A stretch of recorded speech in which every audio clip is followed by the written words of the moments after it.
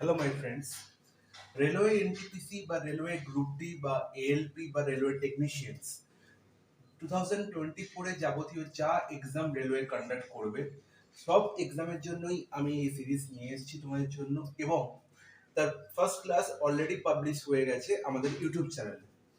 আজকে আমরা ডে 2 এসে উপস্থিত হয়েছি। যারা ডে 1 এর ক্লাসটি দেখোনি, সেই টপ 5 কোশ্চেন্সের সলভ তোমরা অবশ্যই দেখবে আমার চ্যানেলে, এবং তারপরে তোমরা ডে 2 কোশ্চেন্সের সলভ অবশ্যই দেখবে। দেখো, এই যে 5টা প্রশ্ন আমরা সলভ করছি, এর উদ্দেশ্য কি? কারণ হচ্ছে এই 5টা প্রশ্ন যেন নেক্সট টাইম রিপিট হলে এক্সাম পেপারে যেন আমাদের ভুল না হয়। তো এটাই হচ্ছে আমার উদ্দেশ্য। আর মনে রাখবো, এই যে সিরিজটা কিন্তু আমরা কন্টিনিউ করব আপ টু তোমাদের রেলওয়ে এনটিপিসি এবং গ্রুপ ডি ততক্ষণ না এক্সাম সিবিটি 1 এবং সিবিটি 2 কমপ্লিট হচ্ছে ততদিন। এবং এখানে আমরা কোনো রিপিট প্রশ্ন রাখবো না। যে প্রশ্নগুলো একদমই ইম্পর্টেন্ট এবং খুবই ট্রিকি কোশ্চেন্স, সেই প্রশ্নগুলো আমরা কিন্তু আমাদের এই ভিডিওগুলোতে সলভ করব। ওকে, তো আজকে আমরা যে 5টি প্রশ্ন নিয়ে এসেছি, তার প্রথম প্রশ্ন হচ্ছে, if tan theta plus cot theta is equal to 5, then the value of tan square theta plus cot square theta plus 2 tan square 60 degree। তাহলে দেখো, এই প্রশ্নটি কিন্তু খুবই ইজি একটি প্রশ্ন এবং খুব সহজেই প্রশ্নের সমাধান করা যায় যদি তোমরা প্রশ্নটাকে চিনতে পারো। কি চিনতে হবে? এখানে 2 tan স্কয়ার 60 ডিগ্রি কে আমরা কি লিখতে পারি? 2 ইনটু tan 60 ডিগ্রির হোল স্কয়ার। কি বলবে? হ্যাঁ দাদা, একদম ঠিক। এবার এই যে পার্টটা আমরা লিখলাম, এটা কিন্তু তোমাদের মাইন্ডেই করে নিতে হবে, এটা কিন্তু এক্সাম পেপারে লিখে করলে হবে না। এর মানে হচ্ছে এটা। এবার তোমরা সবাই জানো tan 60 ডিগ্রি ভ্যালু কত? না, tan 60 ডিগ্রি ভ্যালু হচ্ছে √3। tan 60 এর ভ্যালু কত? √3। তাহলে এইটুকু পার্টের ভ্যালু কত পেয়ে গেলাম? 2 ইনটু √3 হোল স্কয়ার। তার মানে হচ্ছে 2 ইনটু √3 হোল স্কয়ার। তার মানে কত? তার মানে হচ্ছে 2 ইনটু 3, দ্যাট ইজ 6। তাহলে এই পার্টটার ভ্যালু আমি অলরেডি 6 পেয়ে গেছি। তাহলে বাকি যদি এইটুকু পার্টের ভ্যালু আমি বের করে নিতে পারি, তাহলেই আমার কোশ্চেন সলভ হয়ে যাবে। এবার দেখো, এই যে প্রশ্নটুকু পড়ে আছে, কি পড়ে আছে না, tan থিটা প্লাস cot থিটার ভ্যালু দেয়া আছে, tan square theta plus cot square থিটার ভ্যালু আমরা নির্ণয় করতে হবে। বাকি এইটুকু পার্ট ভুলে যাও, কারণ এইটুকু পার্টের ভ্যালু আমি অলরেডি নির্ণয় করে নিয়েছি, সেটা হচ্ছে 6। এবার দেখো, এই যে পার্টটুকু, এই পার্টটুকু কিছুই নয়, এটা হচ্ছে যে অ্যালজেব্রিক কোশ্চেনের সলিউশন আমাকে করতে হবে। কেন অ্যালজেব্রিক কোশ্চেন? যদি আমরা tan থিটাকে x ধরে নিই, তাহলে cot থিটার ভ্যালু কত হবে না? 1/x। তোমরা সবাই জানো যে cot theta is equal two nothing but 1/tan theta. যদি tan থিটা সমান হচ্ছে x ধরে নিই আমি, তাহলে cot থিটা আমরা লিখতে পারি 1/x। তাহলে tan স্কয়ার থিটা কি লিখতে পারবো? না, x স্কয়ার। আর cot স্কয়ার থিটা কি লিখতে পারবো? 1/x square. দেখো, হয়ে গেল না একটি অ্যালজেব্রিক কোশ্চেন। কোশ্চেনটা তাহলে কি রকম দাঁড়ালো? না, যদি x plus 1/x is equal two k হয়, এটি একটি বিশেষ ফর্মুলা, যে ফর্মুলাটা আমি আগের দিনই তোমাদের ক্লাসে শিখিয়েছিলাম। জাস্ট তার উল্টো প্রবলেম ছিল সেই কোশ্চেনে, এখানে একদম স্ট্রেট কোশ্চেন। দেখো, ইফ x প্লাস 1/x যদি k হয়, তাহলে আমরা সবসময় মনে রাখবো যে x square plus 1/x square এর ভ্যালু কি হবে? না, k square minus 2। k square minus 2 হবে x square minus x square plus 1/x square এর ভ্যালু। তাহলে এখানে সেই k এর ভ্যালুই দেয়া আছে কত? k এর ভ্যালু দেয়া আছে 5। k এর ভ্যালু কত দেয়া আছে? 5। তাহলে x square plus 1/x square এর ভ্যালু কত হবে? হলো 5 স্কয়ার মাইনাস 2, মানে কত? 23। 5 স্কয়ার মাইনাস 2, দ্যাট ইজ 23। তার মানে tan square theta plus cot square থিটার ভ্যালু কত পেয়ে গেলাম? 23। আর এই পার্টটুকুর ভ্যালু আমি আগেই বের করে রেখেছি, দ্যাট ইজ 6। তাহলে 23 প্লাস 6, 29 হবে এই প্রশ্নটির সঠিক সমাধান। Option B is the correct answer.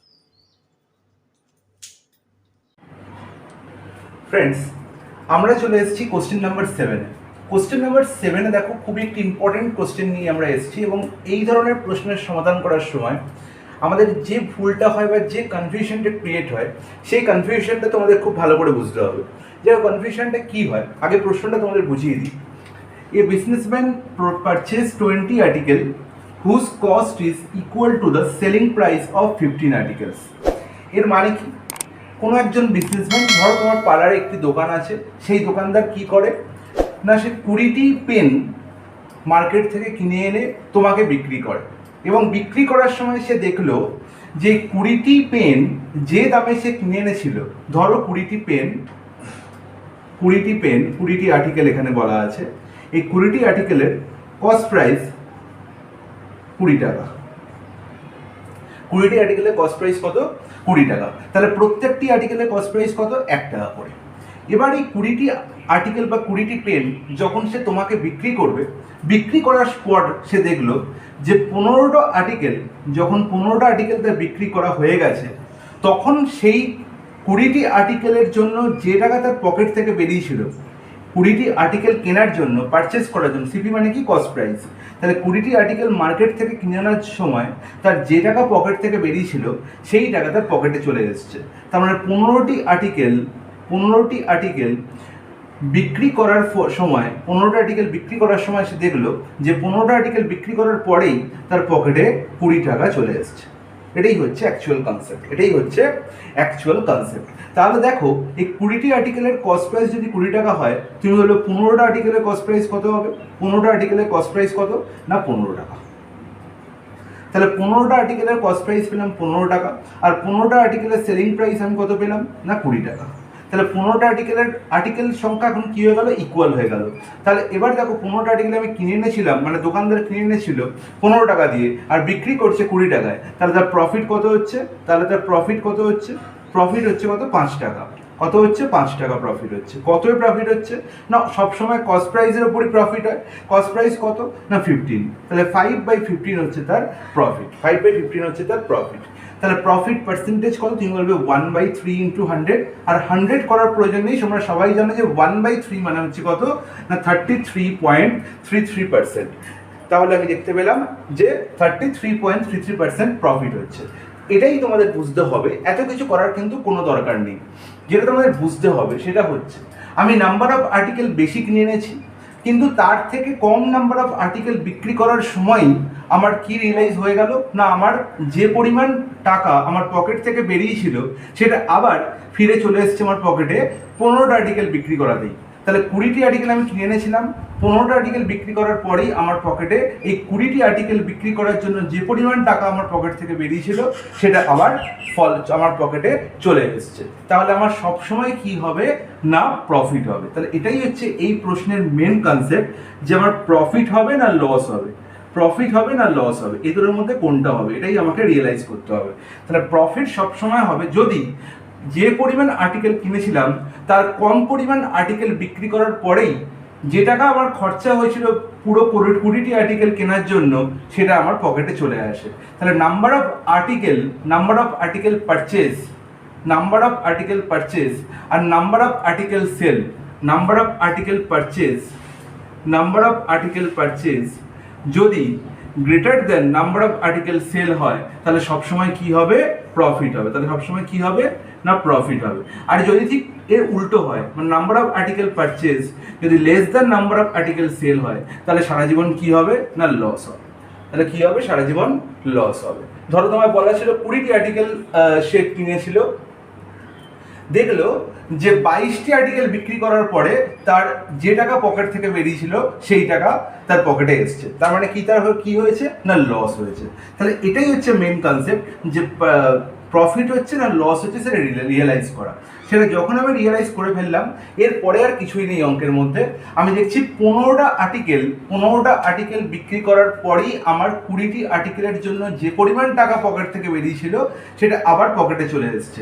তাহলে বাকি 5টি আর্টিকেল যে দামে কিনেছিলাম সেটাই আমার প্রফিট। তাহলে 5টা আর্টিকেলের কস্ট প্রাইস হচ্ছে আমার প্রফিট। তাহলে 15টি আর্টিকেল বিক্রি করার পরে আমার রিয়েলাইজ হয়েছিল এটা। তাহলে এই 15টি আর্টিকেল হচ্ছে আমার সিপি। তাহলে 15 হচ্ছে আমার সিপি, 5 হচ্ছে আমার প্রফিট। তাহলে যখনই আমি আর্টিকেলের ওপরে প্রফিট না লস আমি বিচার করতে যাব, যখনই আমি আর্টিকেলের ওপরে প্রফিট না লস ক্যালকুলেট করতে যাব, তখনই আমাকে এই জিনিসটা মাথায় রাখতে হবে যে কটি আর্টিকেল আমি বিক্রি করেছি। 15টা আর্টিকেল আমি বিক্রি করেছি, তাহলে বাকি যে 5টা আর্টিকেল বিক্রি করা বাকি আছে সেটাই হচ্ছে আমার কি? না সেটারই কস্ট প্রাইস হচ্ছে আমার লাভ। তাহলে 5 হচ্ছে লাভ। কতর মধ্যে? 15টা আর্টিকেল বিক্রি করার পর আমার এটা কি হয়েছে? রিয়েলাইজ হয়েছে। তাহলে 15ই হচ্ছে আমার সিপি। তাহলে 5/15 হচ্ছে আমার কি? প্রফিট। তাহলে 5/15 যদি আমার প্রফিট হয় কত পার্সেন্টেজ প্রফিট হয়েছে না 1/3, দ্যাট ইজ 33.33%, 33.33% আমার প্রফিট হয়েছে। ফ্রেন্ডস, আমরা চলে এসেছি এখন কোশ্চেন নাম্বার 8-এ। কোশ্চেন নাম্বার 8-এ দেখতে পাচ্ছি if the area of circle is 154 semi square then the circumference of the circle is, তাহলে একটি সার্কেল দেওয়া হয়েছে, তার এরিয়া বলা আছে 154 সেমি স্কোয়ার। তাহলে সার্কেলটির সার্কামফারেন্স, যাকে বাংলায় আমরা বলি পরিধি বা পরিসীমা, তাহলে সার্কেলটির পরিধি বা পরিসীমা আমার নির্ণয় করতে হবে। তাহলে সার্কেলের এরিয়ার ফর্মুলা বলো। বৃত্তের এরিয়ার ফর্মুলা তোমরা আশা করি সবাই জানো। বৃত্তের এরিয়ার ফর্মুলা হচ্ছে পাই আর স্কোয়ার, পাই আর স্কোয়ার। তাহলে পাই আর স্কোয়ারের ভ্যালু দেওয়া আছে কত 154, আর আমার নির্ণয় করতে হবে কার ভ্যালু, সার্কামফারেন্স। তাহলে সার্কামফারেন্সের ফর্মুলা কি সার্কেলের, সার্কামফারেন্সের ফর্মুলা হচ্ছে 2 πr। তাহলে 2 πr এর ভ্যালু নির্ণয় করতে হবে। তাহলে দেখো এই দুটি জায়গাতেই তোমরা পাই দেখতে পাচ্ছ, পাই এর ভ্যালু তোমার জানা, সেটি হচ্ছে কত না 22/7। তাহলে তোমাকে আর এর ভ্যালু নির্ণয় করতে হবে এই ইকুয়েশন থেকে। তাহলে এই ইকুয়েশন থেকে আর এর ভ্যালু নির্ণয় করতে পারো, তাহলেই তোমরা 2 πr এর ভ্যালু পেয়ে যাবে। তাহলে তোমাদের আশা করি এই টার্মটি দেখে বোঝা উচিত যে এখান থেকে আর এর ভ্যালু যেটি আসবে সেটি হচ্ছে 7, সেটা মুখস্থ রাখা উচিত। কারণ 22 পাই এর ভ্যালু কত, পাই এর ভ্যালু হচ্ছে 22/7। তাহলে 22/7 into r square is equal to 154। এইসব স্টেপ কিন্তু তোমাদের মাইন্ডেই করতে হবে যদি তোমরা টাইম সেভ করতে চাও আর যদি তোমরা এক্সাম ক্র্যাক করতে চাও।